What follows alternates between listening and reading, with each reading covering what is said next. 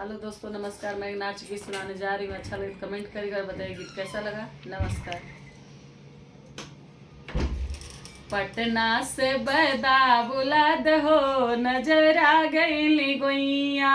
पटना से बैदा बुलाद हो, नजर आ गई गोइया।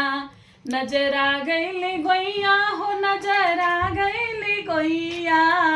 पटना से बैदा बुलाद हो, नजर आ गई गोइया। पटना से बैदा बुलाद हो, नजर आ गई गोइया। बारे बलम मोरे रहे पूर्वी दशावा, बारे बलम मोरे रहे पूर्वी दशावा।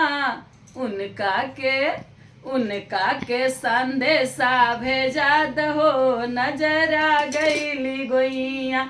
उनका के संदेशा भेजवा दहो, नजर आ गई गोइया। पटना से बैदा बुला दहो, नजर आ गई गोइया। पटना से बैदा बुला दहो, नजर आ गई गोइया।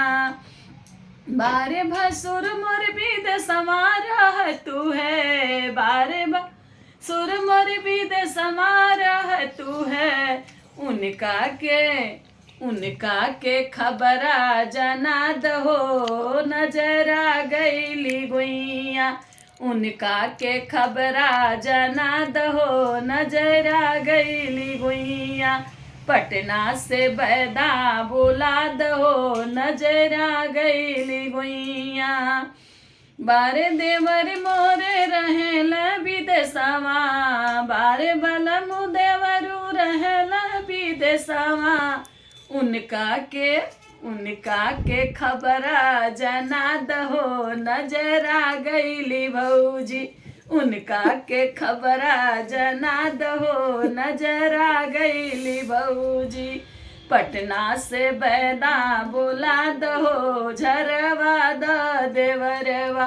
पटना से बैदा बुला के हो, झरवा द देवरवा। पटना से बैदा बुला दहो, नजर आ गई गोइया।